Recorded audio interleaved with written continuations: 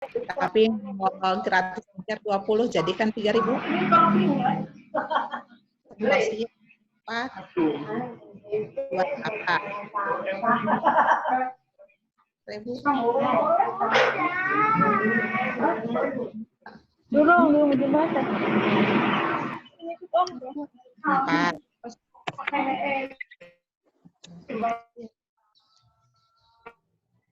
Tanam Sophie. Aneh. Biasa M lu kata 20. Yang kita masih dengar.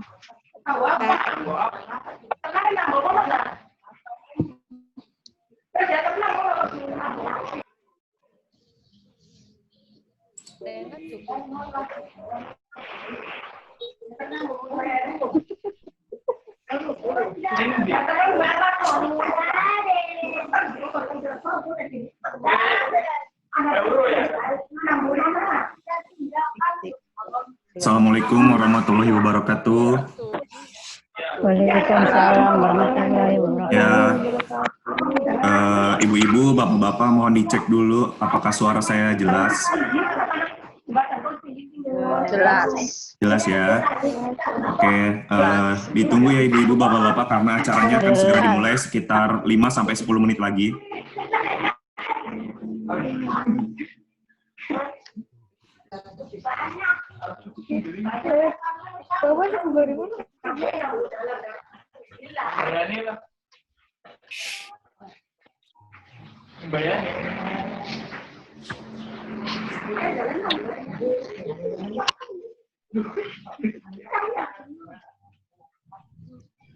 Saya putus besar ya. Saya kena suwi.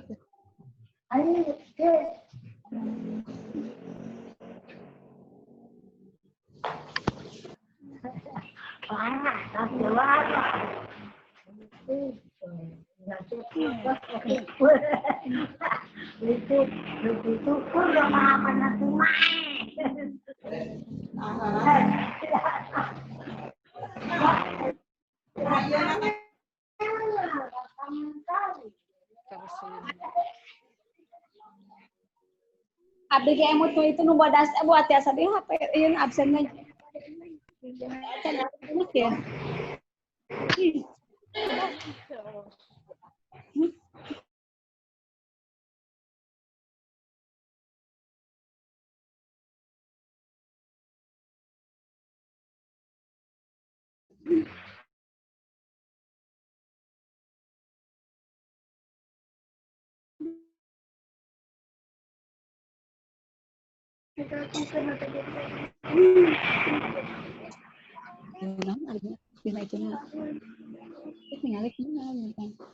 Bisa dibuka.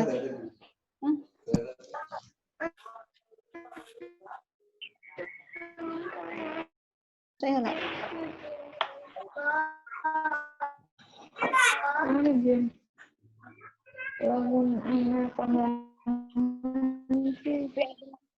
biasa. Beli mas. Cuman di dalam.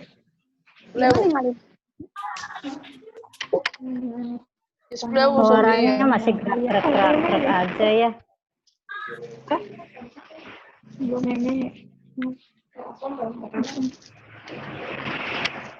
Tadi yang Pak.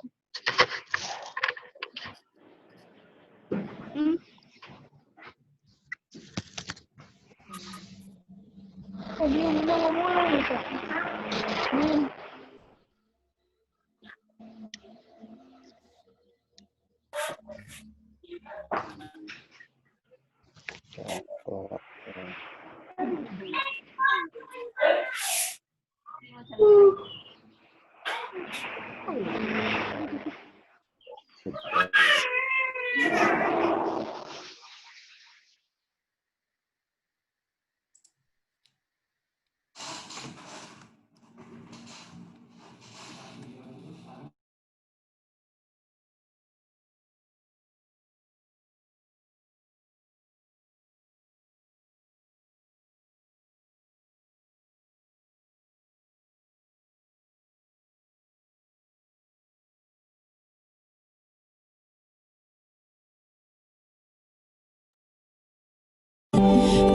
my eyes and I can see a world that's waiting up for me, that I call my own.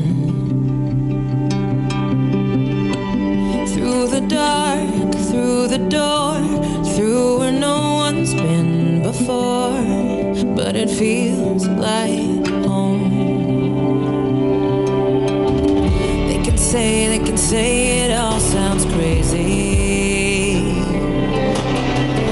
They can say I've lost my mind.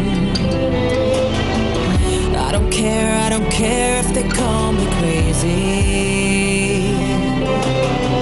We can live in a world that we design.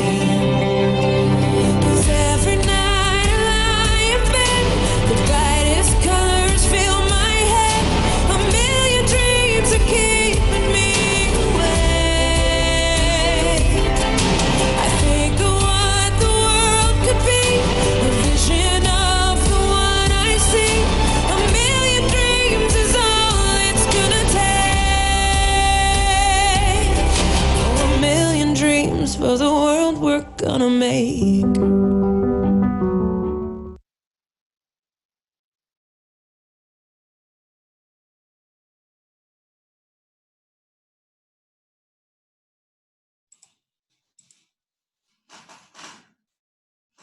Baik, ibu-ibu dan bapak-bapak sekalian,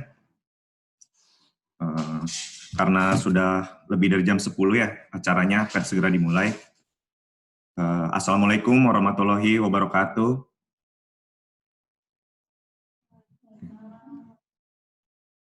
Ya. Baik, alhamdulillah pada pagi hari ini kita bisa sama-sama berkumpul nih untuk melakukan webinar dengan judul Deteksi Dini dan Tata Laksana Kanker Payudara.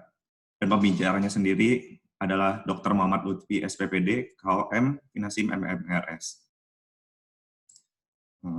Berikut adalah CV beliau sebagai speaker kami di Klinik Utama Lutfi Medical Center.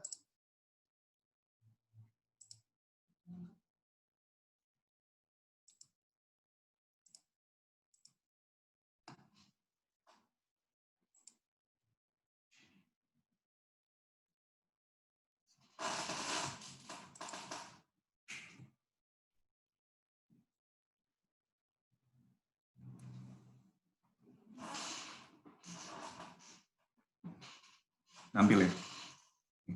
Baik, ini adalah kurikulum vitae dari beliau, dokter kita semua, Dr. Muhammad Lutfi. Beliau lahir di Cirebon tanggal 15 Februari tahun 1971. Alamatnya sendiri itu ada di Crescent Tree di Citraland, Cirebon. Beliau ini riwayat pendidikannya, yang pertama itu di Fakultas Kedokteran Universitas Maranatha Bandung. Kemudian ada pendidikan dokter spesialis penyakit dalam FK Fakultas Kedokteran Unpad Bandung. Kemudian magister manajemen rumah sakit Unpad dan pendidikan dokter spesialis konsultan hematologi dan onkologi medik Fakultas Kedokteran Unpad. Beliau sendiri sudah melakukan beberapa penelitian ya. Ada 3 di sini. Yang pertama ada korelasi total monocyte count dengan paroxysitonin pada community acquired pneumonia.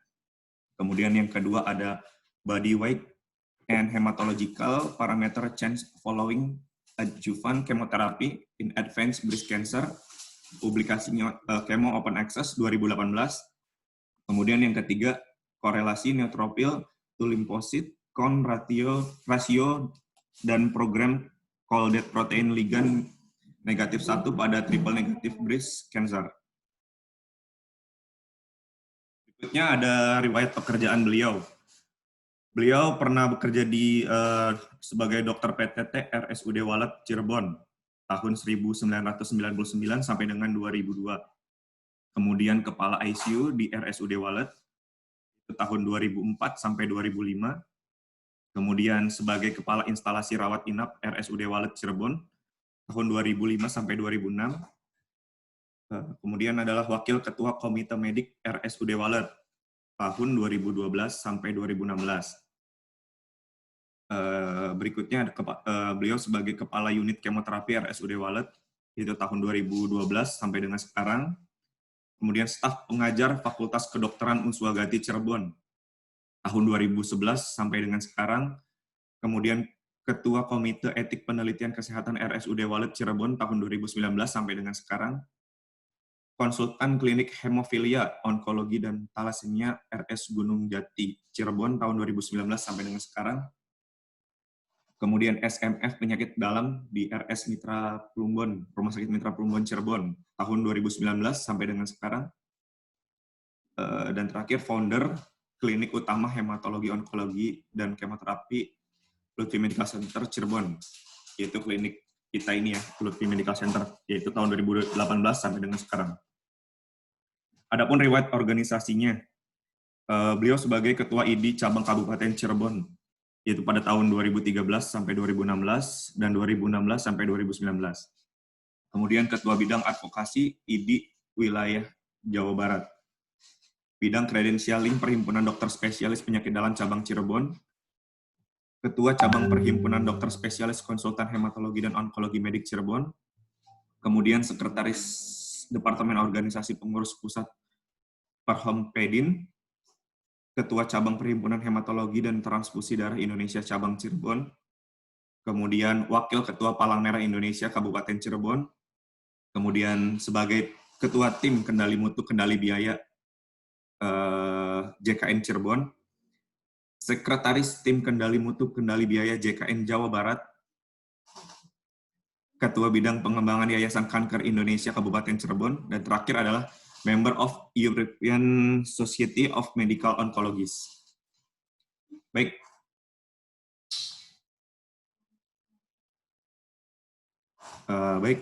Itu tadi yang saya bacakan adalah kurikulum vitae atau CV dari Dr. Muhammad Lutfi ya.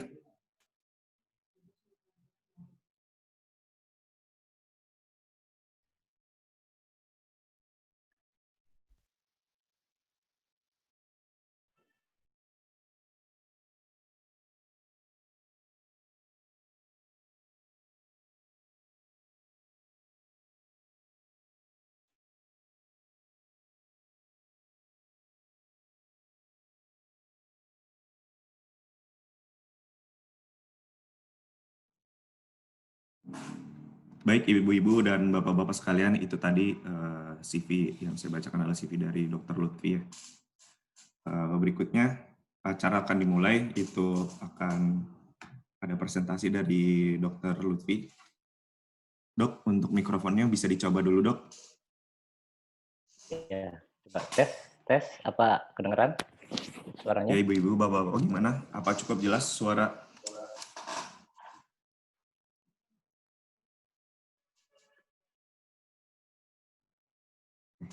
Baik, Dok, dimulai saja acara seminarnya.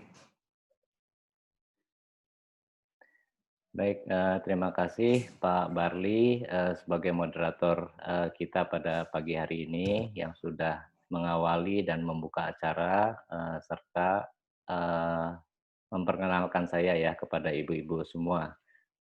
Sebelumnya mungkin suara saya apakah sudah jelas kedengaran? Jelas ya. Baik. Terima kasih. Bismillahirrahmanirrahim. Assalamualaikum warahmatullahi wabarakatuh. Selamat siang, salam sejahtera buat kita semua. Alhamdulillah kita pada siang hari ini dapat berkumpul bersama dalam rangka webinar dengan topik deteksi dini dan tata laksana kanker payudara. Semoga ibu-ibu semua dalam kondisi yang sehat ya semuanya. Sehat semua atau ada keluhan? Semoga semuanya selalu sehat ya. Baik, sambil menunggu rekan-rekan yang lain, mungkin saya mulai aja acara pada pagi hari ini. Saya akan share dulu screen-nya. Apakah sudah jelas terlihat oleh ibu-ibu? Jelas ya? Jelas nggak? Baik, kita mulai aja ya. Jadi pada pagi hari ini menjelang siang, saya akan menyampaikan materi yang berjudul deteksi dini dan tata laksana pada kanker payudara ya. Nah, rasanya sebagian besar ibu-ibu sudah mengenal ya apa itu kanker payudara dan mungkin sebagian sudah pernah menjalani pengobatan untuk kanker payudara ini. Namun saya akan mereview atau mengingatkan kembali apa sih kanker payudara itu, serta bagaimana deteksi dininya dan bagaimana pengobatannya secara keseluruhan ya. Ya, jadi saya akan bicara mengenai deteksi dini dan tata laksana kanker payudara ya. Nah, kalau kita lihat di gambar ini sebagai ilustrasi saja kelihatannya ya. Jadi ada seorang wanita yang diperiksa nih, dilakukan pemeriksaan fisik ya di bandara, kemudian juga ada beberapa pemeriksaan lain ya. Seperti kalau kita ke bandara itu kan kita diperiksa tasnya nih. Nah, kalau ini kan barang ya, kalau misalkan manusia diperiksanya dengan mungkin USG ya, dengan ronsen ya, dengan mamografi ya, atau dengan CT scan ya, gitu ya. Ya, jadi pada kesempatan ini ada beberapa hal yang ingin saya bahas ya. Yang pertama adalah bagaimana epidemiologi atau kanker payudara ini bagaimana sih kondisinya di Indonesia maupun di seluruh dunia ya. Kemudian yang kedua, saya akan bahas mengenai bagaimana kita mendiagnosis dan juga yang paling penting adalah mendeteksi dini adanya kanker payudara ya. Mungkin untuk deteksi dini ini untuk keluarga kita misalkan ya, atau untuk anak-anak kita ya, atau juga kita bisa menyampaikan ke tetangga ya atau masyarakat di sekitar kita ya agar kanker payudara ini dapat terdeteksi lebih dini ya. Kemudian bagaimana kita menentukan stadiumnya. Nah, ini yang sering ditanyakan juga oleh ibu-ibu ya. Dok, saya ini stadium berapa sih kanker saya ini gitu ya. Ada yang menanyakan juga ke saya apakah grade 2 itu stadium 2, Dok, gitu ya dari hasil PA-nya ya. Nanti kita bahas ya. Kemudian bagaimana pilihan pengobatan pada kanker payudara ya. Mungkin kan ada ibu-ibu yang kemoterapi ya, ada yang hormonal terapi ya, ada yang radioterapi ya, ada yang operasi kemudian kemoterapi misalnya ya, dan terakhir nanti sebagai kesimpulan ya atau take home message-nya ya.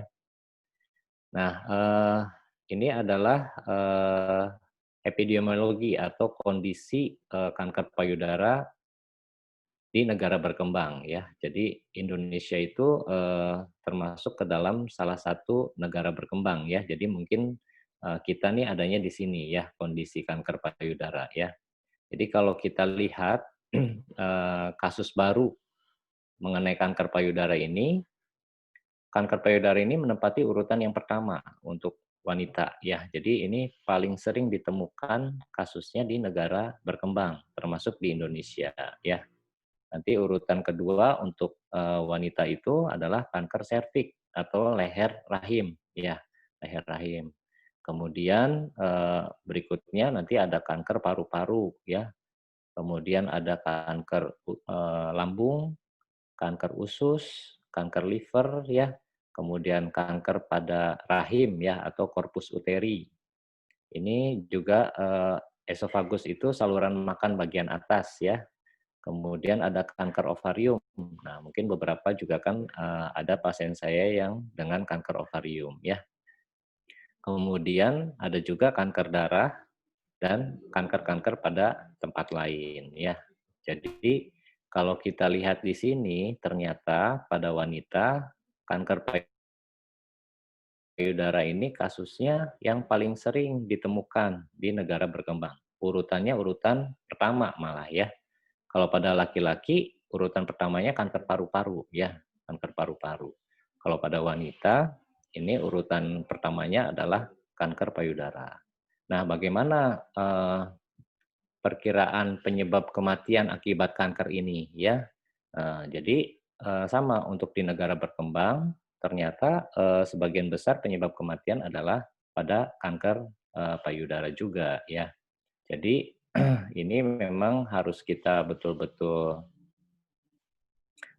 tangani dengan baik sehingga angka kejadian kematian akibat kanker payudara ini dapat diturunkan ya. Untungnya saat ini pengobatan di bidang kanker payudara ini sangat maju ya, bahkan lebih maju dibandingkan dengan pengobatan kanker-kanker yang lainnya ya, sehingga ibu-ibu tidak usah khawatir kalau misalkan menderita kanker payudara karena pengobatannya pun sudah cukup banyak jenis pengobatan yang bisa kita berikan. Hanya ada kendala sedikit masalah di asuransi ya atau BPJS Kesehatan ya, tidak semua jenis pengobatan itu dapat ditanggung oleh BPJS Kesehatan. Ini kendala kita di negara Indonesia ya. Padahal pilihan pengobatannya cukup banyak ya, tapi ada beberapa pengobatan yang ditanggung pada stadium tertentu saja gitu ya. Nah, nanti kita bahas ya. Nah, ini kondisi di Indonesia ya, kondisi di Indonesia. Di Indonesia, kalau tadi kan di negara berkembang ya, kalau ini di Indonesia ternyata sama saja. Di Indonesia itu berdasarkan statistik yang diteliti oleh lembaga yang namanya Globokan. Globokan ini suatu lembaga yang melakukan survei gitu ya, lembaga internasional yang melakukan survei di beberapa negara, termasuk negara berkembang dan termasuk di Indonesia ya. Jadi ternyata kanker payudara juga menempati urutan yang tertinggi di Indonesia ini ya. Disusul tadi ya dengan kanker leher rahim, kanker paru, dan kanker yang lainnya ya. Gitu. Sini pada wanita ada lagi nih kanker ovarium ya. Kemudian kanker kanker rahim ya. Ini juga menempati urutan yang cukup tinggi dibandingkan dengan kanker-kanker yang lainnya ya. Jadi artinya untuk wanita-wanita di Indonesia ini harus waspada untuk kemungkinan menderita kanker payudara ya, karena ternyata dari penelitian atau dari survei epidemiologi itu angka kejadiannya cukup tinggi di negara berkembang termasuk di Indonesia ya. Ya, kita lihat slide berikutnya. Nah, apa sih kelemahan kita dalam bidang kanker payudara di masyarakat ini ya? Kelemahannya sebagian besar pasien itu datangnya sebagian kecil datang pada stadium 4 pada saat ketemu saya misalnya. Sudah stadium 4 sekitar 5-10%. Nah, ini kenapa? Karena sebagian masyarakat itu takut memeriksakan diri ke dokter ya. Kalau ada benjolan kadang didiamkan saja gitu ya. Didiamkan terus walaupun ukurannya misalkan semakin membesar gitu ya. Baru setelah nanti misalkan benjolannya ada keluhan, misalkan pecah ya misalnya ya atau nyeri baru berobat ya. Akibatnya sebagian datang pada stadium 4, jadi sudah terjadi penyebaran ke organ-organ lain ya. Jadi kita nih memang harus memberikan pemahaman juga ya kepada keluarga kita ya, kepada masyarakat yang lain, tetangga, saudara, bahwa kalau misalkan ada benjolan harus segera berobat karena semakin dini kita mengetahui adanya kanker, pengobatannya akan semakin baik hasilnya ya. Nah, tapi di samping kelemahannya ini yang 5-10% datang pada stadium 4 ya, sebagian besar yang datang itu merupakan kanker payudara stadium dini. Jadi belum stadium 4 gitu ya, bukan stadium 4 pasiennya ya. Jadi kita masih memiliki keuntungan ya karena sebagian besar bukan stadium 4 ya. Kemudian keuntungan lainnya, terapi kanker payudara saat ini sudah demikian berkembang ya, sangat maju sekali ya. Kalau saya ikuti literatur-literatur dari dunia internasional, banyak sekali jenis pengobatan baru yang bisa kita berikan pada kanker payudara ya. Jadi pengobatan di bidang kanker payudara ini sangat maju. dibandingkan dengan kanker jenis yang lainnya ya. Hanya tadi kendalanya tidak semua jenis pengobatan belum di-cover ya atau dibiayai oleh BPJS Kesehatan. Mudah-mudahan ke depan kebijakannya lebih baik ya sehingga semua jenis pengobatan bisa ditanggung oleh BPJS Kesehatan ya. Karena ya selain pasiennya juga kesulitan kalau tidak ditanggung BPJS Kesehatan, dokternya pun kesulitan ya untuk mengobati karena pengen ngasih obat dan obatnya mahal tapi tidak ditanggung oleh BPJS Kesehatan. Jadi dokternya pun ikut bingung gitu ya, gimana ini ngasih obatnya gitu ya. Kemudian yang lain angka harapan hidupnya makin meningkat ya pada penderita kanker payudara. Tadi kan disampaikan ya angka kemungkinan kematiannya tinggi, tapi dengan berkembangnya pengobatan, angka harapan hidupnya sangat tinggi pada kanker payudara. Jadi ibu jangan stres ya, jangan banyak pikiran ya kalau menderita kanker payudara ini karena berdasarkan penelitian sebetulnya ini angka harapan hidupnya sangat tinggi gitu ya. Jadi tidak seperti jenis kanker darah misalnya ya, kanker darah itu angka harapan hidupnya rendah ya atau kanker lain. Tapi kanker payudara ini angka harapan hidupnya tinggi.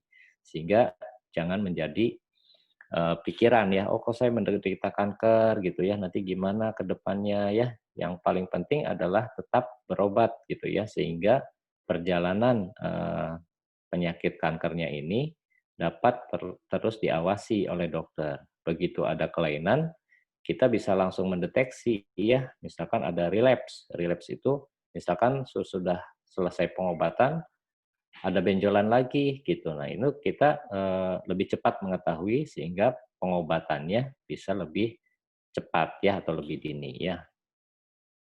Nah, ini kita lihat ya 5-year survival, artinya kemungkinan hidup dalam 5 tahun ke depan itu masih lebih dari 80%, artinya sangat baik ya. Kemudian angka harapan hidup 20 tahun ke depan juga sangat baik, 66% gitu ya. Kalau kita di bidang medis, itu melihatnya ini sangat baik sekali angka harapan hidupnya ya. Mungkin dibandingkan dengan orang yang normal pun hampir sama gitu ya. Jadi angka harapan hidup kita, asalkan kita tetap berobat gitu ya. Bahkan mungkin orang yang normal meninggal lebih dulu dibanding kita ya, gitu karena kan segala rizki, umur itu dari atas ya, kita nggak bisa menentukan ya. Baik, kita lanjutkan ya. Nah, ini adalah jaringan payudara ya, jaringan payudara ya. Mungkin sudah mengenal semua nih payudara ya. Nah, ada payudaranya, kemudian ada areola ya atau puting susunya, kemudian di dalamnya itu ada kelenjar lemak, ada pembuluh darah ya, ada kelenjar getah bening. Nah, gambar yang di sebelah kanan mungkin lebih jelas ya. Ini adalah areolanya ya. Nanti ada saluran-saluran kelenjar di sini ya, atau kita namakan ductus ya. Nah, daerah ini merupakan daerah yang sering terjadi kanker ya di daerah ductus ini ya. Daerah lain adalah daerah lobul atau lobulus ya. Ini juga merupakan daerah yang sering terjadi kanker. Makanya kalau kita lihat hasil PA ya atau patologi anatominya, sering kan disebut di situ invasif ductal karsinoma mamae ya kalau kita baca ya. Ini adanya di sini di ductus kalau hasilnya invasif ductal karsinoma mamae ya. Ada lagi kan yang hasil PA-nya menyebutkan invasif lobular karsinoma mamae. Nah, ini lokasinya di sini ya. Jadi kita sekarang mengetahui anatomi lebih dalam dari payudara. Oh, ternyata kalau invasif ductal lokasinya di sini nih, kanker payudaranya menyerang jaringan ya. Jaringan kelenjar ya atau saluran ya, saluran kelenjar. Kalau lobular, invasif lobular karsinoma menyerangnya daerah sini ya, daerah lobular ya. Nah, di sini juga ada pembuluh-pembuluh darah nih, pembuluh vena, ya, pembuluh arteri, ya. Kemudian ada kelenjar getah beningnya, ya, ada kelenjar getah bening di sini ya. Makanya sebagian besar kan ada yang sudah menginvasi pembuluh darah. Nah, si kankernya ini sudah mengenai pembuluh darah ya. Atau misalkan ada kelenjar getah bening yang terlibat. Nah, artinya ini sudah kena nih dari sini. Nah, seringnya pembengkakan di daerah kelenjar sini itu yang menyebabkan lengan jadi bengkak. Ya, kan sering, "Dok, kenapa kok lengan saya jadi bengkak?" Nah, ini karena kelenjar-kelenjar ini bengkak. Jadi menekan ke pembuluh darah sini nih, menekan ke pembuluh darah yang ke tangan kita. Sehingga kalau ada pembengkakan di daerah sini, itu lengan kita bisa bengkak gitu ya. Nah, pengobatannya memang tidak ada pengobatan khusus untuk mengurangi pembengkakannya, kecuali tadi pengobatan kemoterapi ya. Jadi tidak bisa pakai obat-obatan yang biasa ya. Nah, ini adalah gejala dari kanker payudara ya. Mungkin ibu-ibu sudah hafal nih. Yang pertama ada benjolan ya, benjolan pada payudaranya ya. Kemudian bisa aja awalnya tidak kelihatan berupa benjolan, tapi kulitnya mengerut gitu ya. Jadi seperti buah jeruk gitu ya, mengkerut gitu ya. Kemudian bisa saja warnanya berubah, warna kulitnya ya, warna kulitnya berubah. Kemudian ada gangguan pada bentuk putingnya, jadi putingnya masuk ke dalam, nggak menonjol keluar ya, itu salah satu tanda juga. Atau bisa jadi ada keluar cairan atau darah ya dari puting susunya ya. Jadi ini merupakan tanda-tanda adanya suatu kanker payudara ya. Tapi belum pasti kanker payudara, ini harus kita periksakan lebih lanjut ya, benar ini suatu kanker payudara atau bukan ya. Tapi minimal dengan kita mengetahui ini, kita menjadi waspada. Oh, ada keluhan seperti ini nih, cepat berobat ke dokter ya untuk dipastikan apakah ini kanker atau bukan ya. Nah, ini gambar yang lebih jelasnya ya. Ini ada benjolan ya, jadi ukuran payudaranya yang kanan dan yang kiri dan yang kanan itu berbeda ya, karena adanya pertumbuhan tumor di payudara yang sebelah kiri ya. Ini juga kulitnya melekuk ke dalam ya, tadi kan di slide sebelumnya sudah saya jelaskan. Ini gambarannya seperti ini. Atau puting susunya masuk ke dalam, normal menonjol luar ya, ini masuk ke dalam, tertarik oleh kanker yang di dalam payudara ini ya. Atau ini perubahan, harusnya halus ya bentuknya, ini ada perubahan tekstur kulitnya ya, jadi seperti kulit jeruk gitu ya. Ini juga harus kita waspadai sebagai salah satu tanda dari kanker payudara ya. Nah, apa sih faktor resiko kenapa seseorang bisa terkena kanker payudara, kenapa orang lain kok enggak gitu ya. Ini pada dasarnya semua wanita memiliki risiko untuk menderita kanker payudara ya, dasarnya seperti itu. Laki-laki pun ada yang terkena kanker payudara, hanya jumlahnya sangat sedikit ya bila dibandingkan dengan wanita ya. Nah, yang pertama ini kegemukan ya. Nah, siapa yang gemuk?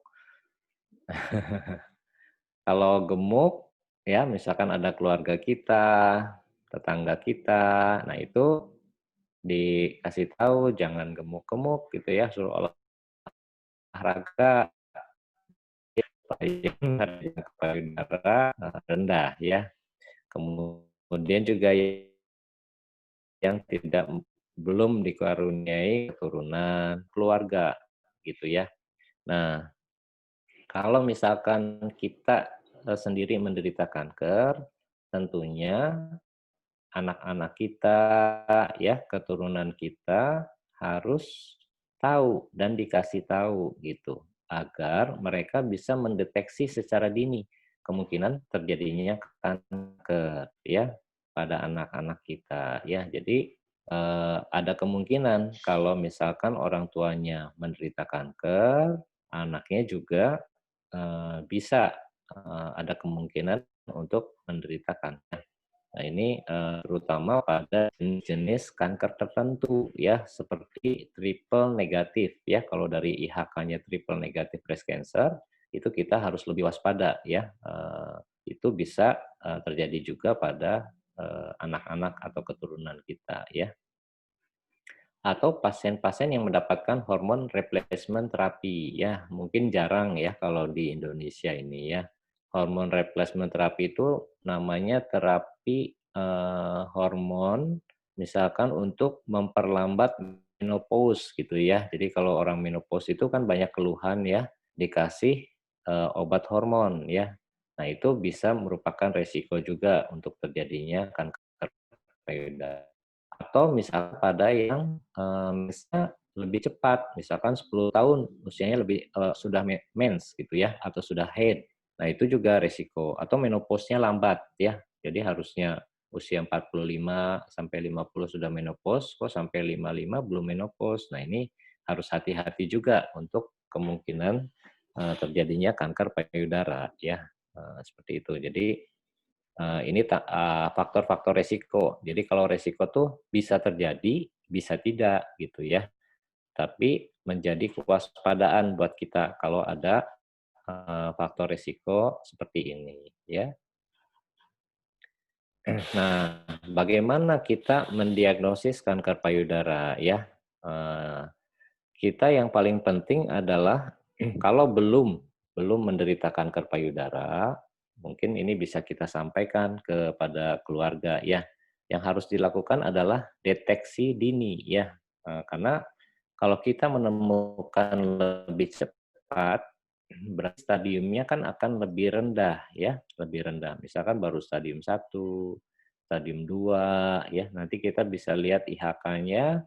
Kalau IHK-nya bukan tipe yang agresif ya, dari blok parafin yang diperiksa itu bukan termasuk tipe yang agresif, mungkin tidak perlu kemoterapi ya. Setelah operasi mungkin kita bisa berikan obat hormonal saja misalkan. Kalau yang hasil IHK-nya tipe yang hormonal ya. Jadi semakin dini terdeteksi akan semakin baik ya hasil pengobatannya ya. Nah, deteksi dini ini mungkin ibu-ibu sudah hafal, ada yang dinamakan sadari, periksa payudara sendiri, ada yang sadanis ya, atau periksa payudara secara klinis ya. Kalau ini kita lakukan sendiri, sadari kita lakukan sendiri, kalau sadanis dilakukan oleh dokter ya, dokter yang memeriksa ya. Nah, tujuannya apa? Deteksi dini ini menemukan adanya benjolan ya atau tanda abnormal pada payudara sedini mungkin ya. Jadi semakin cepat kita menemukan, semakin baik hasil pengobatannya. Sehingga deteksi dini ini ditujukan untuk menemukan adanya benjolan atau tanda-tanda yang tidak normal pada payudara. Tadi kan sudah saya sebutkan ya, misalkan kulitnya melekuk, kemudian kulitnya berubah, kemudian misalkan ada keluar cairan ya dari puting susunya ya atau keluar darah ya, itu tanda-tanda tidak normal pada payudara kita ya. Nah, jadi kalau lebih cepat kita temukan, hasilnya akan lebih baik pengobatannya ya. Nah, kapan kita melakukan pemeriksaan payudara sendiri? Ini dilakukan setiap bulan ya. Bisa juga kita untuk yang masih menstruasi itu dilakukan pada 7 sampai hari ke-10. Terhitung sejak mulai kita haid pertama ya. Jadi misalkan sekarang haid nih, nah 7 hari kemudian kita lakukan sadari ya. Atau kalau pada wanita yang menopause ya, itu pada tanggal yang sama saja. Misalkan tiap tanggal 5 tiap bulan dilakukan pemeriksaan payudara sendiri ya. Jadi supaya kita mudah mengingatnya gitu ya. Kalau yang masih mens hari ke-7 dari mulai mens ya. Kalau misalkan sudah yang menopause, kita periksanya pada tanggal yang sama ya. Nah, ini langkah-langkah sadari ya. Jadi kita perhatikan ada atau tidak benjolan atau perubahan bentuk pada payudara ya, disamakan kiri dan kanan itu sama apa tidak ya. Kemudian ada benjolan apa tidak ya di payudaranya, bisa dengan kita melihat pada cermin ya. Jadi bisa di kamar mandi aja ini dilakukan ya. Misalkan di kamar mandinya ada cermin, itu kita bisa sambil bercermin sambil melihat ya. Kemudian setelah melihat biasa pada posisi yang lain ya, kedua lengan diangkat, dilihat ada enggak benjolannya ya atau perubahan bentuknya ya. Atau misalkan pada posisi lengan ditekan di atas panggul ya. Jadi dilihat lagi ya, ada atau tidak perubahan pada payudara ya.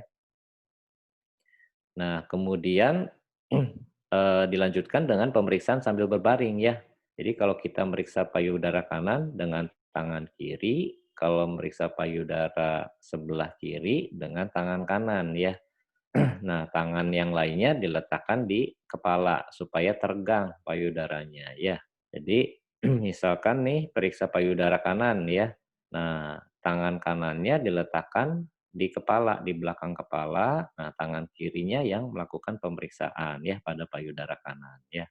Nah, ini cara pemeriksaannya seperti ini. Jadi dilakukan tekanan, kemudian kita melingkar dari payudara kita ya untuk menemukan ada tidak benjolan ya pada payudara kita ya.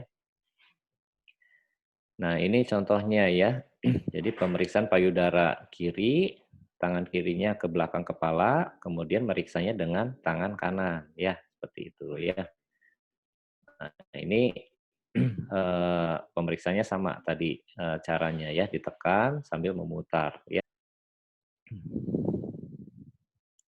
Nah, kemudian dilakukan pada payudara sisi yang berlainan. Jadi gantian, kiri, kemudian ke kanan ya, atau mau kanan dulu boleh, kemudian yang kiri ya. Nah, ada hal yang harus kita perhatikan ya, yaitu pada kuadran lateral atas ya, atau kuadran luar atas di daerah sini ya, daerah sini nih. Jadi kalau payudara kita berikan garis imajiner ya, atau pura-pura kita kasih garis di sini. Nah, ini adalah daerah 1/4 luar yang bagian atas ya. Nah, ini lebih sering terjadinya kanker pada daerah sini dibanding di daerah lainnya ya. Jadi kalau kanker payudara lebih sering pada daerah namanya bagian luar atas ya. Bukan berarti pada daerah lain tidak, tapi lebih sering terjadi pada daerah tersebut ya.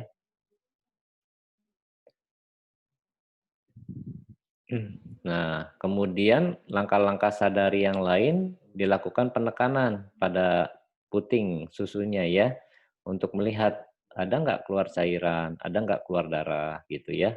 Karena tadi keluar darah dari daerah puting itu atau cairan merupakan salah satu tanda adanya kanker payudara ya.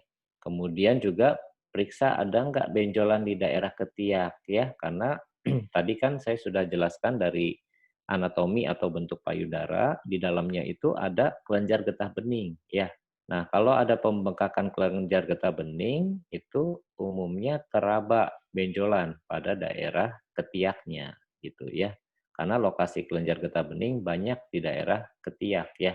Nah, kanker itu bisa menyebar ke kelenjar getah bening, sehingga kalau kelenjar getah beningnya teraba, kemudian ada gangguan pada payudaranya, itu merupakan salah satu tanda adanya penyebaran ke kelenjar getah bening ya. Nah, kapan kita perlu periksa ke dokter ya? Kapan kita periksa ke dokter? Kalau tadi kan kita periksa sendiri ya, sadari ya, kita periksa sendiri. Nah, kapan kita harus periksa ke dokter? Kalau ternyata kita temukan adanya benjolan ya, benjolan yang keras pada daerah payudara atau pada daerah ketiak ya. Nah, kalau dari sadari kita temukan adanya benjolan, kita segera ke dokter ya. Karena nanti dokter akan mengevaluasi nih apakah ini suatu benjolan yang sifatnya ganas atau jinak ya. Kemudian tadi misalkan ada perubahan pada permukaan kulit, kulitnya berkerut ya, atau adanya cekungan pada daerah kulit payudaranya. Nah, itu juga merupakan tanda ya adanya suatu kanker payudara. Segera berobat ke dokter. Kemudian hal lainnya nih, misalkan ukuran dan bentuknya berubah ya, ukuran dan bentuk payudaranya.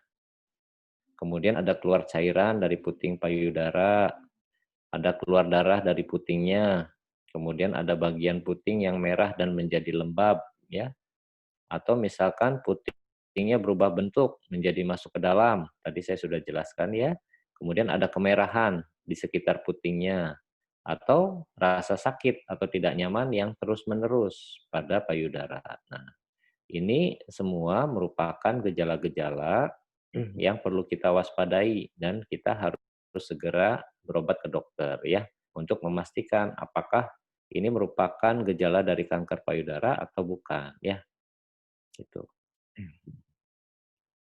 Nah, sekarang kita bicara tentang sadanis ya atau pemeriksaan payudara secara klinis ya. Nah, ini cukup dilakukan 1 tahun sekali ya, secara umum 1 tahun sekali. Bagaimana periksanya? Kita bisa periksa namanya mamografi ya. Mamografi itu seperti ada alat, kemudian payudaranya ditekan, kemudian seperti dilakukan pemeriksaan ronsen gitu ya. Nah, dari pemeriksaan itu akan diketahui ada nggak sel-sel yang cenderung tidak normal gitu ya. Nah, ini nanti kelihatan dari mamografi ya. Pemeriksaan lain adalah USG payudara ya atau USG mame. Nah, ini ditujukan untuk melihat juga bentuk dan ukuran kemudian bagian dalam dari payudaranya ya. Jadi bisa lebih terdeteksi lebih baik ya. Ada lagi yang namanya MRI ya. Mungkin kita pernah dengar MRI, Magnetic Resonance Imaging ya. Itu dengan pemeriksaan seperti CT scan caranya, tapi khusus pada daerah payudara ya. Nah, di Cirebon ini masih belum bisa kita lakukan ya MRI payudara ini. Jadi kita bisa melakukan pemeriksaan mamografi dan USG ya. Nah, indikasinya kalau usianya masih kurang dari 35 tahun, nah kita periksanya USG. Kalau lebih dari 35 tahun atau lebih dari 40 tahun, kita bisa periksa mamografi ya. Nah, ini screening untuk kanker payudara ya. Mamografi ini mulai usia 40 tahun dilakukan rutin ya. Setelah 40 tahun kita mulai nih periksa mamografi tahun ya. Kalau sadari sudah harus dari awal, dari usia 20 tahun sudah harus kita lakukan ya. Nah, sedangkan kalau sadanis ini minimal tiap tergantung usia ya. Kalau usianya antara 20 sampai 30 tahun diperiksa tiap 3 tahun oleh dokter ya. Kalau usianya lebih dari 40 tahun diperiksa setiap tahun ya. Ini untuk pasien-pasien yang atau masyarakat yang belum memiliki kanker payudara ya. Jadi untuk deteksi dininya ya. Nah, bagaimana selanjutnya kita mengetahui stadium ya, stadium kanker payudara ya. Sudah pada ngantuk atau belum nih ibu-ibunya? Barangkali mau pada minum dulu boleh. Ya, kita lanjutkan ya.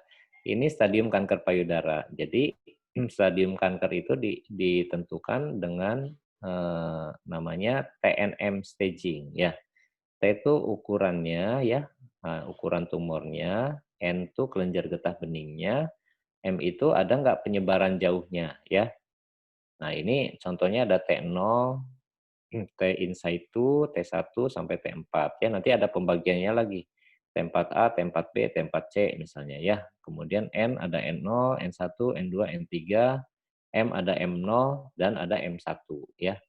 Nah, ini berdasarkan ukuran. Misalkan ukurannya lebih dari 5 cm.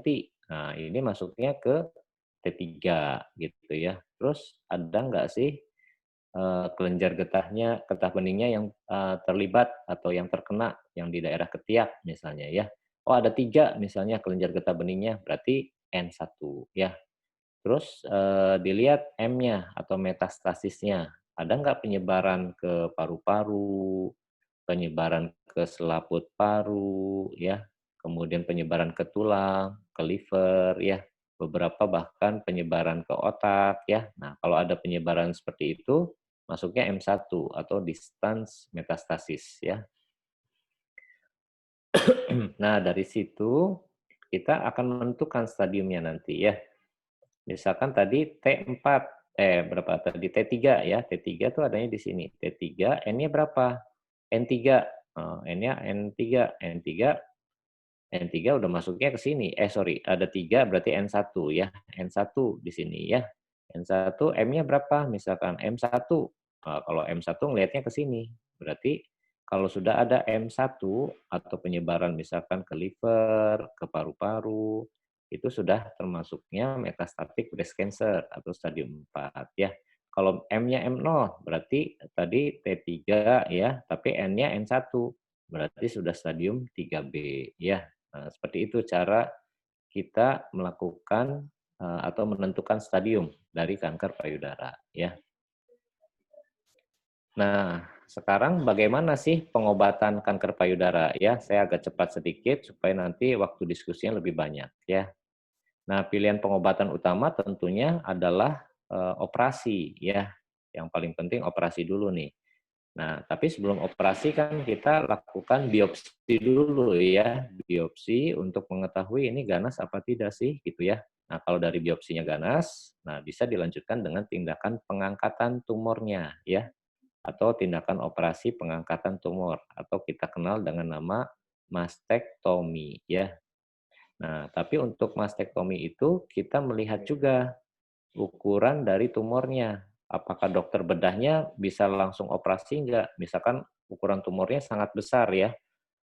Biasanya pada ukuran tumor yang sangat besar atau misalkan jenis lain yang dokter bedah kesulitan untuk melakukan operasi, nah kita lakukan kemoterapi dulu ya. Kemoterapi dulu. Jadi tujuannya untuk mengecilkan ukuran tumornya sehingga pada saat dioperasi dokter bedahnya mudah melakukan tindakan operasinya gitu ya. Kalau ukurannya terlalu besar, dipaksakan operasi itu nanti kulit dengan kulitnya sulit disambungkan lagi karena terlalu banyak jaringan yang diangkat ya. Kan ukurannya besar ya. Jadi kulitnya untuk nempel kembali seperti ininya susah gitu. Jadi nanti berlubang gitu ya itu. Nah, jadi kita akan melakukan tindakan kemoterapi dulu sebelum dilakukan tindakan operasi ya supaya memperkecil ukuran tumornya. Itu namanya kemoterapi sebelum operasi atau neoadjuvan kemoterapi ya. Kalau di luar negeri tidak melihat ukuran tumor, semua kasus itu dilakukan tindakan kemo sebelum operasi dulu kalau di luar negeri sekarang ya, karena tujuannya bukan hanya untuk mengecilkan ukuran tumor, tapi membuat si sel tumor itu mati dulu gitu di awal, baru nanti diangkat, setelah itu dilakukan operasi lagi ya. Nah, tadi ini operasi sudah ya. Pilihan lain adalah radioterapi atau penyinaran ya. Ini pun bisa untuk kanker payudara stadium awal ya, stadium dini. Itu stadium 1, stadium 2 itu bisa dilakukan radioterapi. Hanya kendalanya untuk di Cirebon ini kita belum memiliki fasilitas radioterapi ya. Dan kalau diperlukan kita harus ke Bandung ya untuk radioterapinya.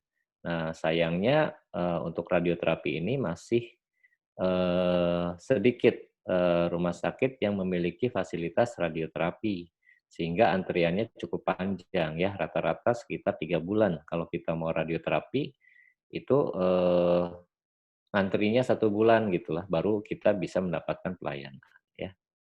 Kemudian pilihan pengobatan lain kemoterapi ya. Kemoterapi mungkin ibu-ibu sudah pada tahu semua ya. kemoterapi dan sebagian besar sudah melalui ini kemoterapi ini. Saya lihat sebagian sehat-sehat saja ya, setelah kemo malah aktivitas fisiknya kembali ke normal ya. Nah, seperti itu.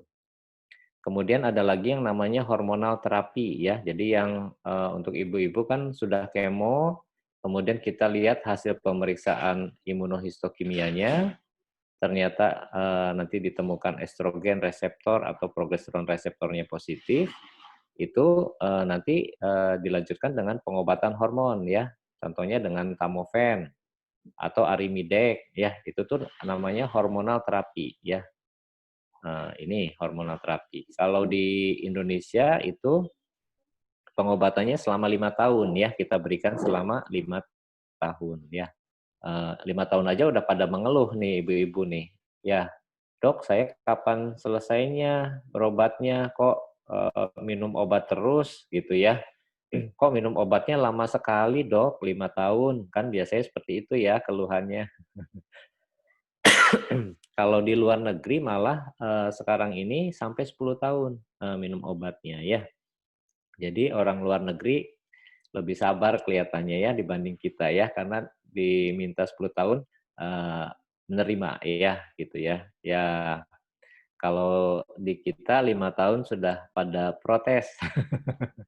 Ya, ya jadi kalau dibandingkan dengan luar negeri ya 5 tahun ya masih lebih mending lah ya di kita ya, syukur-syukur mau 10 tahun sehingga kemungkinan tumbuh kembalinya lebih kecil ya.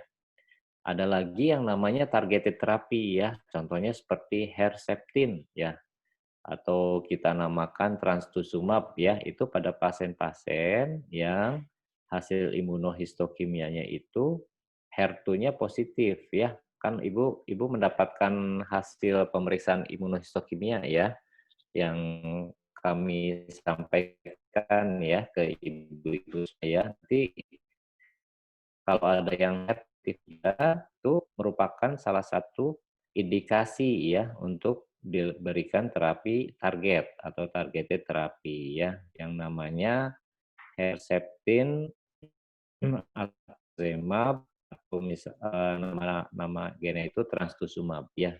Sayangnya ini belum di-cover oleh BPJS Kesehatan dan harganya cukup mahal ya, sehingga menjadi kendala nih kalau pasien-pasien dengan HER2 positif ya. Pengobatannya tidak bisa kita optimalkan karena harganya tuh sekitar 15 juta sekali kemoterapi. Jadi cukup mahal dan sayangnya belum ditanggung oleh BPJS ya. Sehingga kita melakukan kemoterapi standar saja untuk pasien-pasien dengan HER2 positif 3 ya. Nah, ada lagi yang namanya pemeriksaan imunohistokimia ya. Yang mungkin ibu-ibu kan sering ditanya tuh, ibu udah diperiksa belum blok parafinnya gitu ya. Nah, itu namanya untuk pemeriksaan imunohistokimia. Nah, pemeriksaan imunohistokimia ini ibu-ibu tidak diambil jaringan lagi atau tidak dilakukan biopsi lagi atau operasi lagi, tapi dari hasil biopsi atau operasi yang sebelumnya ya. Nanti dikirim ke laboratorium patologi anatomi yang mampu melakukan pemeriksaan IHK ya. Nanti jaringannya itu diwarnai kemudian dilihat lagi ya. Nah, ini tujuannya untuk menentukan jenis kanker payudaranya. Apakah tipe yang hormonal ya atau luminal ya. Kemudian apakah tipe yang triple negatif, apa tipe HER2, apa tipe yang triple positif ya. Ini kita tahunya dari pemeriksaan IHK. Nah, dari tipe-tipe tersebut nanti bisa ketahuan sifat tumornya ya. Oh, sifat tumornya ini mah jinak. Oh, ini mah sifatnya agresif atau pengennya tumbuh terus si tumor ini walaupun diobatin ya. Nah, ini kelihatan dari hasil IHK ya. Dan dari hasil IHK juga kita bisa membantu untuk menentukan jenis pengobatannya. Ya, misalkan pasien triple negatif nih, kita obatnya berikan docetaxel carboplatin untuk kemonya misalnya ya. Kalau misalkan tipe hormonal, kita obatnya agak berbeda, dikasih doxorubicin dan cyclophosphamide misalnya ya. Seperti itu ya. Nah, sayangnya pemeriksaan IHK di Jawa Barat ini hanya bisa dilakukan di rumah sadikin ya. Jadi makanya kalau kita periksa IHK hasilnya cukup lama, bisa 1 sampai 1,5 bulan ya. Dan sayangnya yang meriksanya ahlinya baru 1 orang di Hasan Sadikin, yaitu yang membuat kita menunggu cukup lama ya hasil IHK ini ya. Nah ini contohnya, contoh ya, contoh IHK ini punya Ibu Rasini. Ibu Rasini ada nggak? Ada ya, Bu Rasini ya.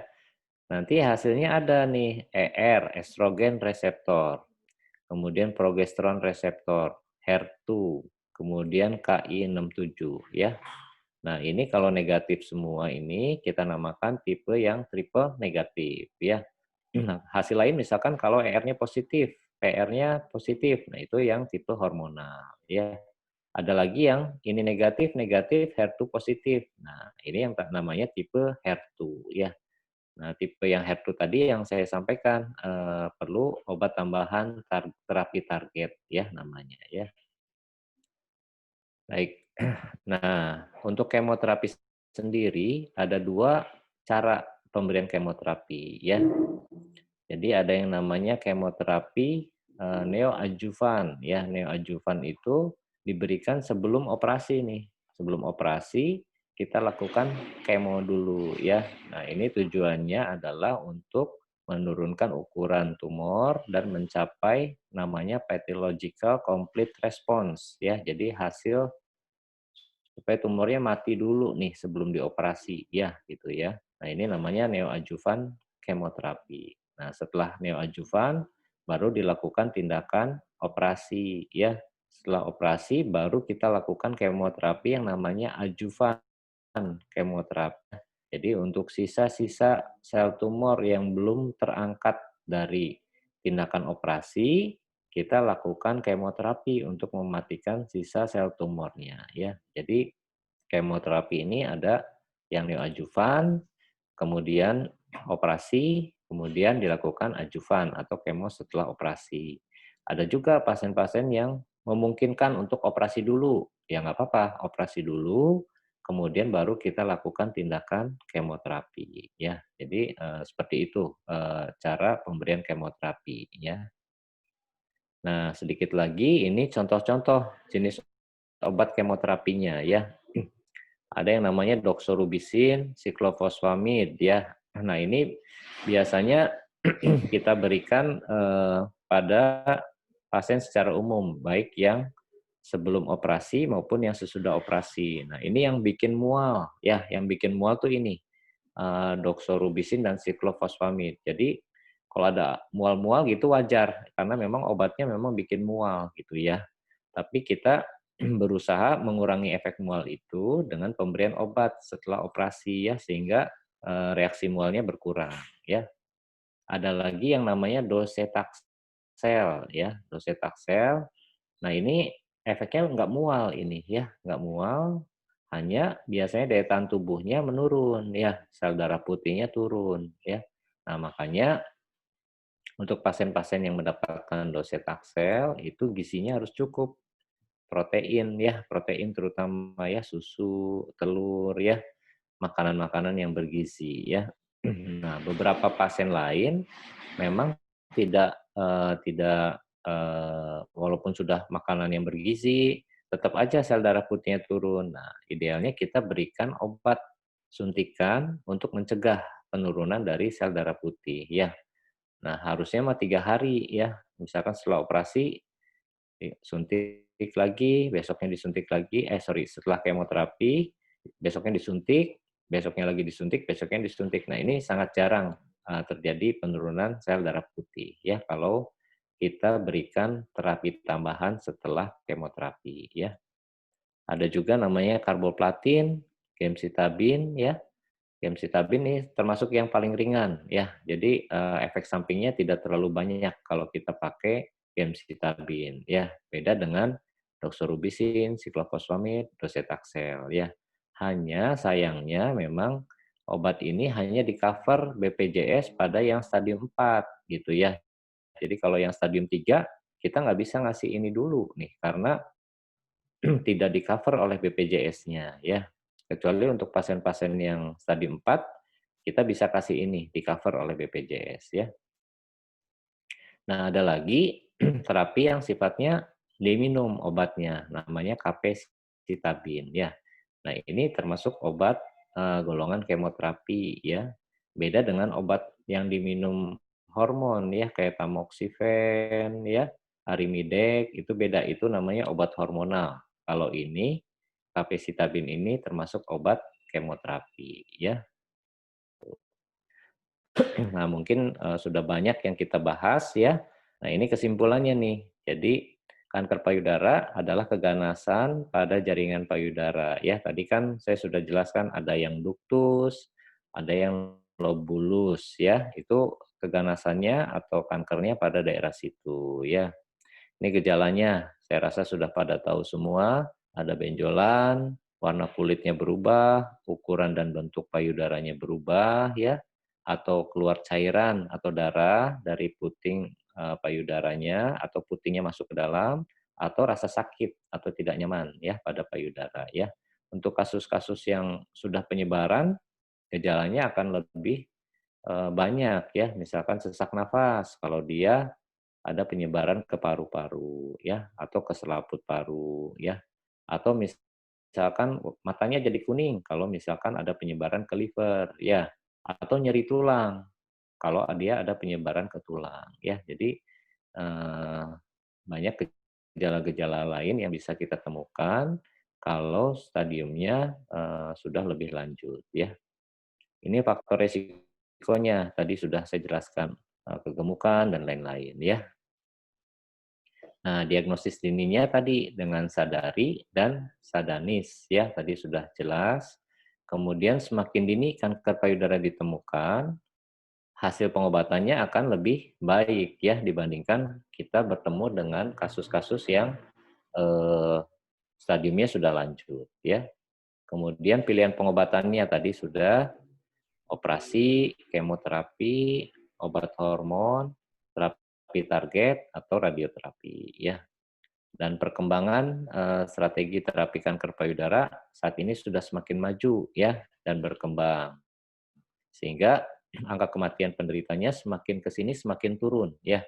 Turunnya itu banyak 23% per tahun. Jadi semakin baik pengobatannya, hasilnya lebih bagus hasil pengobatannya sehingga angka kematiannya bisa menurun ya.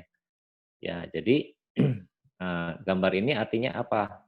Artinya walaupun pasien itu dengan gejala yang sama, stadium yang sama ya, tapi kita bisa memberikan obat yang berbeda ya. Jadi misalkan pasien siapa nih Bu Rasini dengan ibu yang lain, itu stadiumnya sama, umurnya sama gitu ya, tapi obatnya kok beda dok gitu, karena tadi setiap pasien kanker payudara ini unik ya, mungkin IHK-nya beda gitu. Kalau Bu Rasini misalkan ER-nya positif, tapi ibu yang lain misalkan negatif semua, jadi pengobatannya berbeda ya gitu ya.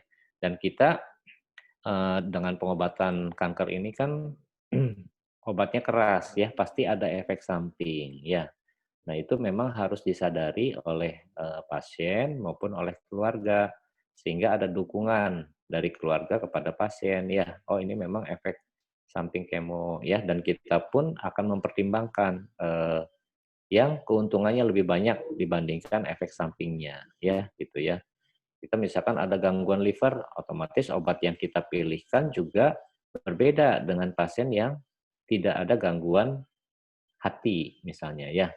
Atau misalkan pasien dengan gangguan ginjal, nah obatnya pasti beda nih dengan pasien yang tidak ada gangguan ginjal ya. Jadi memang setiap pasien itu unik ya, setiap dari kita itu unik sehingga tidak semua diagnosa yang sama, pengobatannya sama ya. Nah, mungkin ini yang bisa saya sampaikan. Semoga dapat mengingatkan kembali, dapat memberikan semangat juga buat kita ya, karena ternyata memang obat-obat yang bisa kita berikan pada kanker payudara ini cukup banyak dan hasil pengobatannya juga relatif lebih baik dibandingkan dengan jenis kanker yang lain ya. Mungkin itu yang bisa saya sampaikan pada pagi menjelang siang hari ini. Nanti untuk pertanyaan dibantu oleh Pak Barli ya, staf dari klinik LMC. Demikian, Assalamualaikum warahmatullahi wabarakatuh.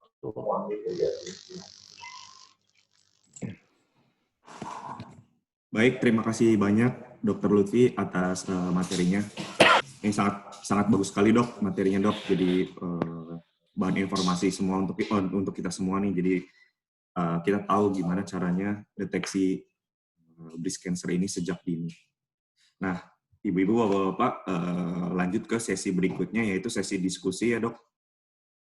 Nah, nanti untuk diskusinya, ibu-ibu atau bapak-bapak mungkin yang mau bertanya kepada dokternya bisa melalui menu raise hand atau acungkan tangan yang ada di gadget masing-masing, Bu, Bapak. Enggak, nanti setelah raise hand akan saya bukakan mikrofonnya. Sesi diskusi ini akan dibagi menjadi 2 sesi. Yang pertama itu 3 pertanyaan ya. Nah, ini sudah ada nih dok dari Ibu Ratna Ningrum. Mbak Wiwit Ya, mohon dibantu silakan. untuk mencatat pertanyaannya. Baik. Ibu Ratna Ningrum, bisa dibuka mikrofonnya? Ya. Assalamualaikum. Assalamualaikum, Dok. Waalaikumsalam warahmatullahi wabarakatuh. Waalaikumsalam warahmatullahi wabarakatuh, Bu Ratna Terima Ningrum. kasih sekali, Pak Dokter. Alhamdulillah ilmunya sangat bermanfaat sekali.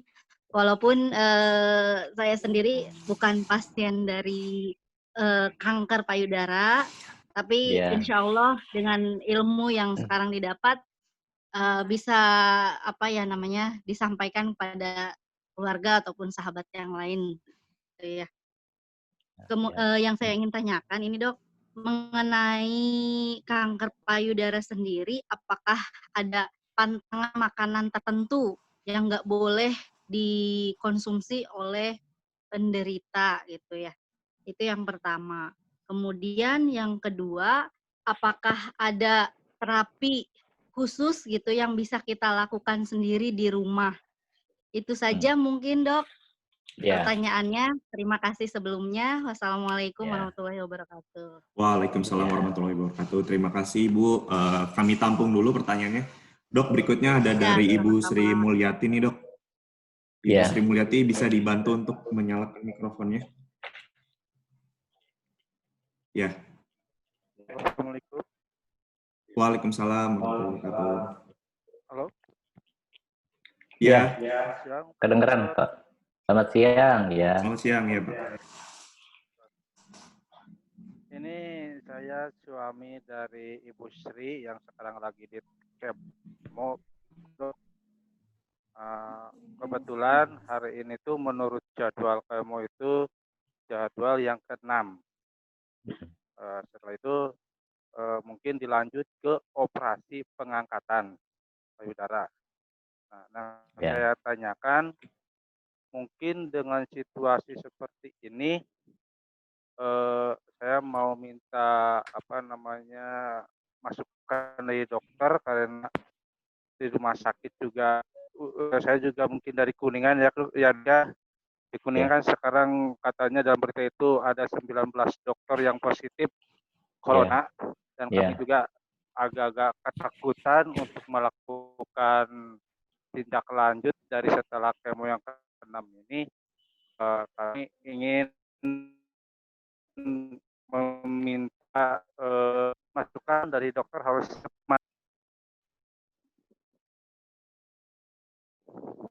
Baik, agak putus-putus ya suaranya. Tapi intinya sudah terdengar ya, sudah maksudnya sudah dipahami ya. Oke, nanti kita jawab. Oke, ya, terima kasih dok. Ya, sama-sama Pak.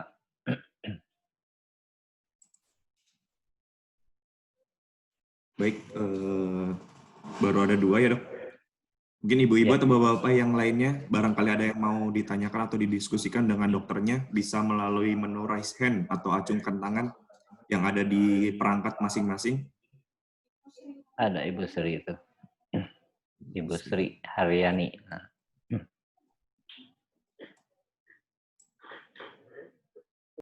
Ibu Sri Haryani ya.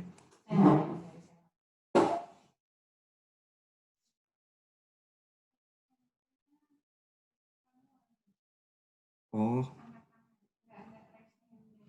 Oh iya, siap. Ibu Sri Haryani, bisa dibantu untuk mengaktifkan mikrofonnya, Ibu?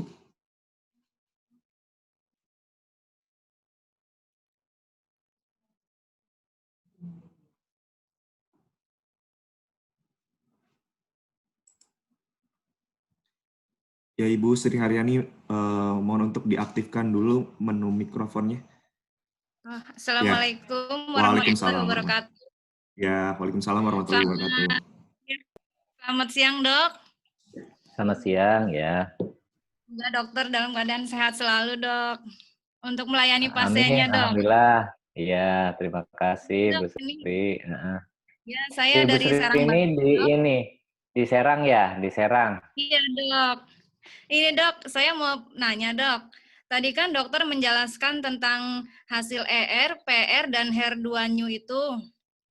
Iya. Nah, hasil dari ER saya itu negatif, PR-nya positif, dan HER2-NEW-nya itu positif 3, Dok. Apakah saya harus melakukan kemoterapi yang dokter anjurkan itu, Dok? Iya, oke. Iya, nanti kita jawab ya, Bu Sri. Iya, Tampung Dok. dulu Makasih, ya Dok. pertanyaannya ya. Assalamualaikum. Ya. Kita tampung dulu Ibu pertanyaannya. Waalaikumsalam warahmatullahi wabarakatuh. Baik Dok, sudah ada 3 pertanyaan di sesi pertama ini. Mungkin akan dibacakan oleh Mbak Wiwit ya untuk pertanyaan-pertanyaannya. Silakan Mbak Wiwit. Ya, terima kasih dokter. Sebelumnya ini saya mencatat dari 3 penanya. Yang pertama dari Ibu Ratna Ningrum. Pertanyaan pertamanya adalah, apakah pasien kanker payudara memiliki pantangan makanan? Yang kedua, apakah terapi khusus yang bisa dilakukan di rumah? Barangkali itu yang bisa dijawab dulu, Dok. Ya. Baik, terima kasih pertanyaannya Bu Ratna. Jadi sebetulnya secara umum pantangan pada pasien-pasien dengan kanker itu ya adalah mengurangi konsumsi ya zat-zat yang sifatnya karsinogenik ya. Nah, apa zat-zat yang sifatnya karsinogenik itu? Artinya zat-zat yang merangsang pertumbuhan kanker ya. Nah, jadi itu yang kita kelompokkan ke dalam zat-zat yang karsinogenik ya. Nah, contohnya apa zat-zat yang karsinogenik itu? Contohnya misalkan makanan yang diproses dengan cara dibakar gitu ya. Kenapa makanan yang diproses dengan cara dibakar itu merangsang pertumbuhan kanker? Karena di situ ada karbon ya. Karbon dari hasil pembakaran. Nah, itu adalah bersifat merangsang pertumbuhan tumor. Jadi makanya saya selalu sarankan untuk menghindari makanan-makanan yang diproses dengan cara dibakar ya. Karena dari proses tersebut akan terbentuk karbon yang hitam-hitam itu, nah itu merangsang pertumbuhan dari kanker ya. Kemudian makanan lain penyedap rasa juga termasuk kelompok karsinogenik ya, walaupun sifatnya tidak terlalu kuat untuk merangsang pertumbuhan kanker, tapi ya memang sebaiknya kita hindari gitu ya segala macam zat-zat yang merangsang pertumbuhan kanker. Jadi pada intinya menghindari makanan yang diproses dengan cara dibakar, menghindari penyedap rasa yang berlebihan, kemudian menghindari makanan-makanan yang diawetkan ya. Jadi pada orang yang sehat pun juga kan tetap kita harus mengontrol ya untuk makanan-makanan kita. Nah, apalagi pada kita yang sudah menderita kanker mungkin ya kita menghindari makanan-makanan tersebut agar tidak terjadi pertumbuhan lagi dari kanker yang kita alami. Mungkin itu ya. Ya, begitu Bu Wiwit. Oh iya, satu lagi Dok pertanyaannya. Terapi khusus yang bisa dilakukan di rumah? Oh iya. Sebetulnya tidak ada terapi khusus ya kalau misalkan pasien tersebut sudah menjalani pengobatan ya. Yang paling penting adalah hidup sehat ya, makan teratur, cukup istirahat, menghindari stres ya. Karena hal-hal itu dapat membantu mendukung regenerasi sel. Jadi sel-sel yang sehat itu bisa tumbuh dengan baik gitu ya. Nah, jadi harus cukup istirahat karena dengan istirahat itu memberi kesempatan kepada sel-sel yang rusak itu untuk diperbaiki oleh tubuh ya, seperti itu. Kemudian menghindari stres ya, itu penting juga ya.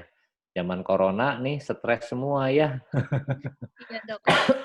Ya, jadi itu harus dihindari juga stres ya sebisa mungkin ya. Tentunya kita semua pasti memiliki masalah ya, tapi harus bisa mengelola atau memanage masalah kita ya. Karena kalau stres terus, otomatis nanti hormon-hormon dalam tubuh kita, mediator-mediator inflamasi ya atau zat-zat yang merangsang peradangan itu meningkat. Nah, itu yang menyebabkan hal yang kurang baik pada sel-sel kankernya gitu ya, seperti itu ya.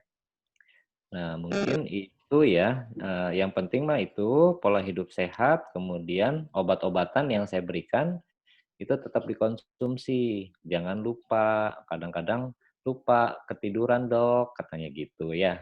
Lupa 1 hari, 2 hari, lama-lama lupa seminggu. Seperti itu ya.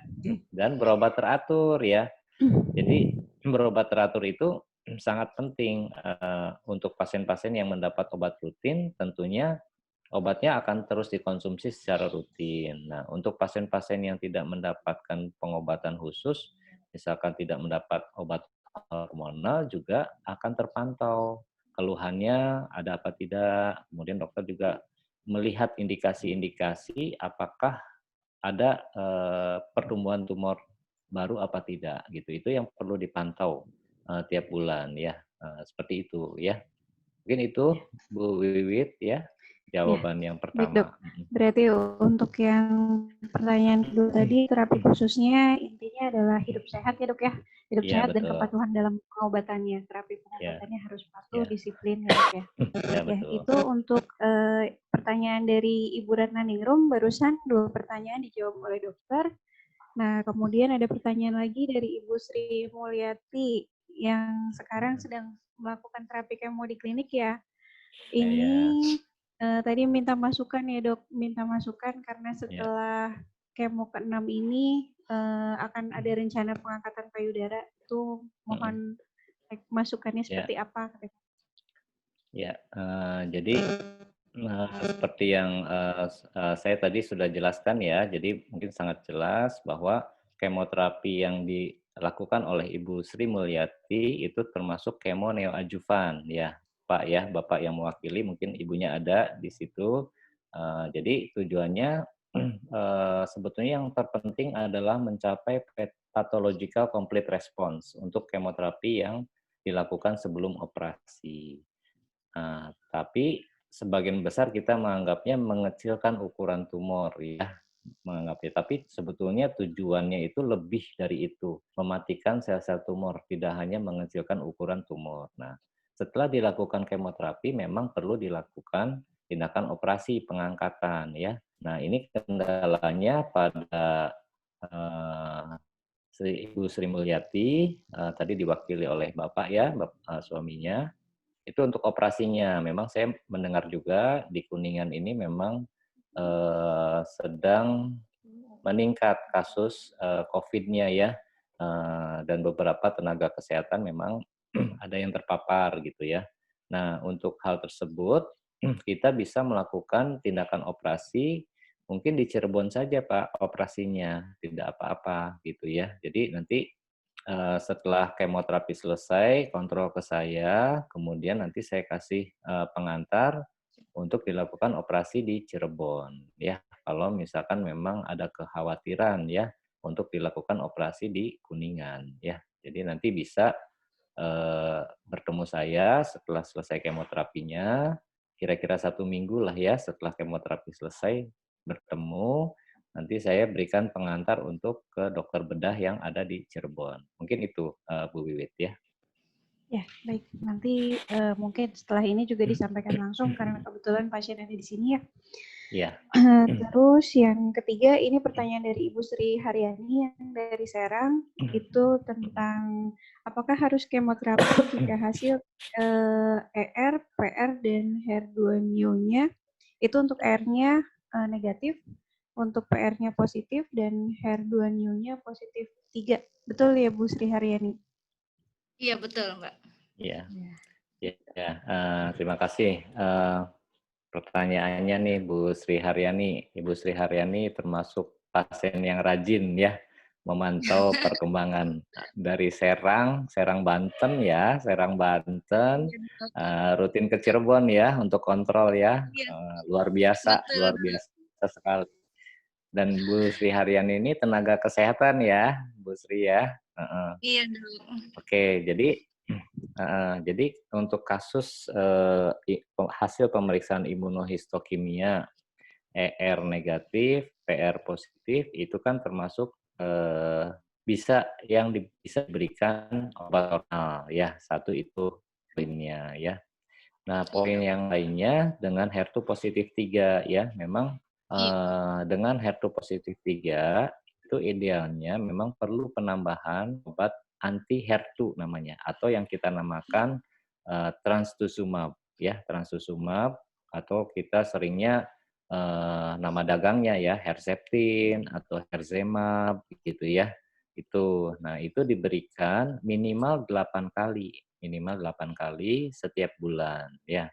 Dan yang ideal 12 kali. Artinya 1 tahun diberikannya setiap bulan gitu. Nah, permasalahannya yaitu tadi sih obatnya cukup mahal ya. Obatnya cukup mahal. Tapi sekarang itu sudah ada obat yang lebih murah harganya.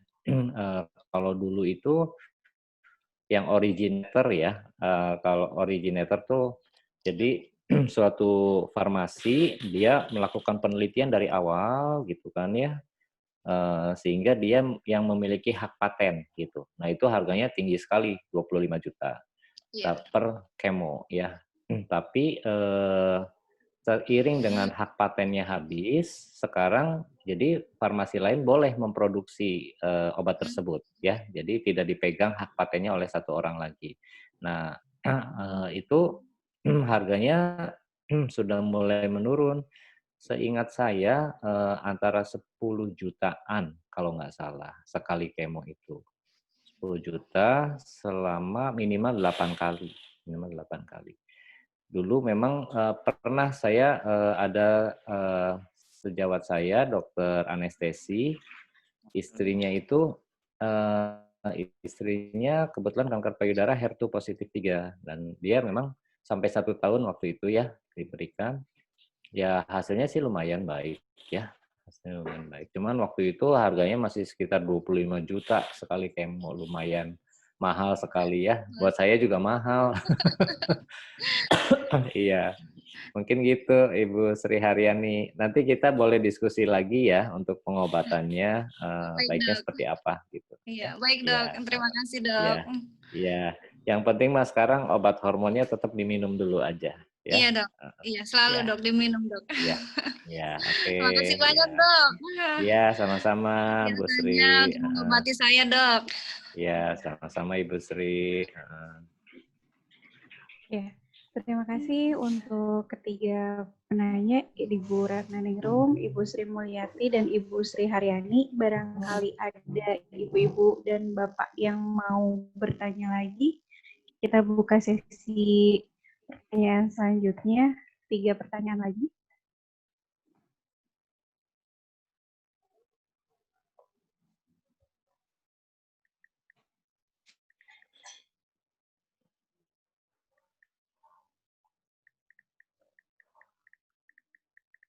Mangga ibu-ibu dan bapak dibuka sesi kedua untuk pertanyaannya. Barangkali ada yang mau bertanya, silahkan raise hand dan di-unmute.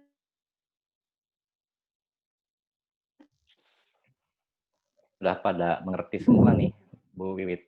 Alhamdulillah. Sudah paham semua ya tentang kanker payudara ya.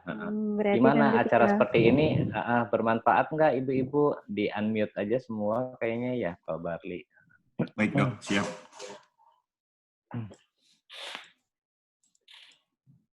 Ibu-ibu, bapak-bapak mohon dibantu untuk dikonfirm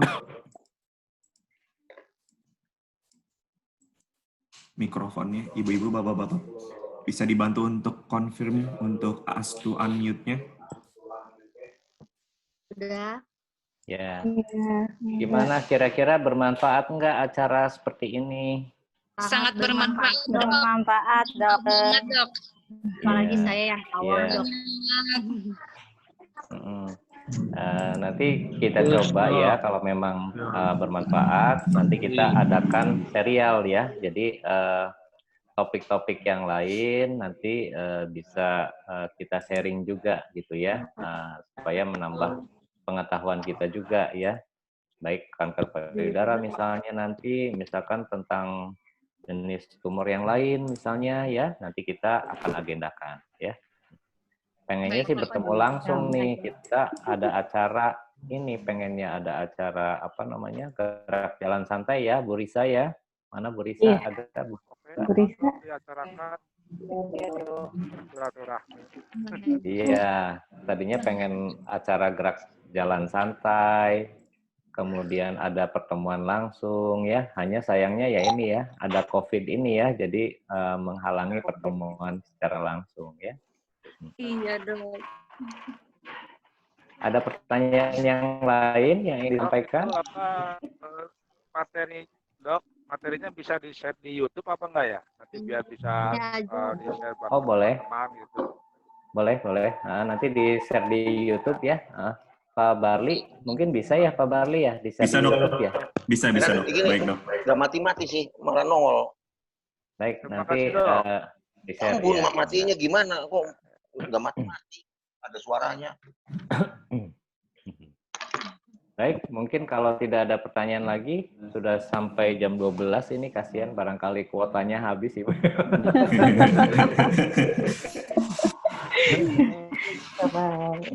Baik dok, mungkin sesi selanjutnya akan foto bersama kali ya dok ya. Oh ya. Mohon ibu-ibu dan bapak-bapak ya. untuk membuka akses videonya, karena kita akan foto bersama ibu-ibu, bapak-bapak. Itunya dibuka. Mohon dikonfirm ya ibu-ibu, bapak-bapak yang videonya, akses videonya belum terbuka.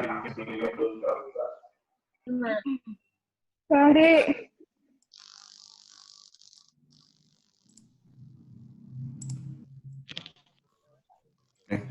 Hampir sudah semua ini.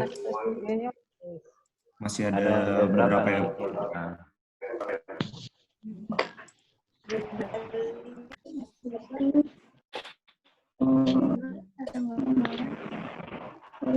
Baik, kita langsung berfoto saja ya dok ya. Iya, oke, foto bersama ya. Semuanya lihat ke kamera ya ibu-ibu, bapak-bapak. 1, 2, 3. Ya, sudah dok. Sudah. Ya, alhamdulillah kita sudahi acara pada siang hari ini dengan sama-sama membaca hamdalah. Alhamdulillah.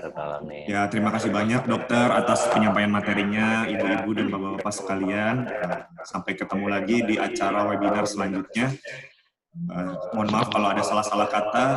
Sekian dulu webinar pada siang hari ini. Wassalamualaikum warahmatullahi wabarakatuh.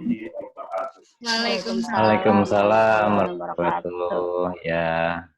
Terima kasih Pak Dokter. Enggak, ayo saya pamit ya. Semoga semuanya selalu sehat. Ya, sama-sama. Waalaikumsalam. Ya.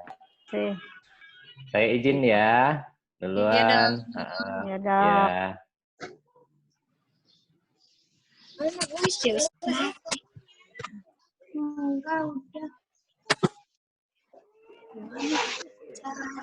Berhentinya gimana?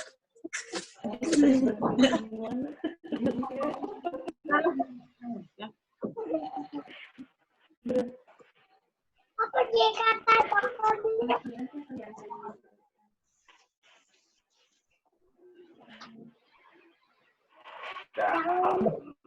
Wae, budak teh. Iya udah yuk. Udah, nggak usah buka kulkas.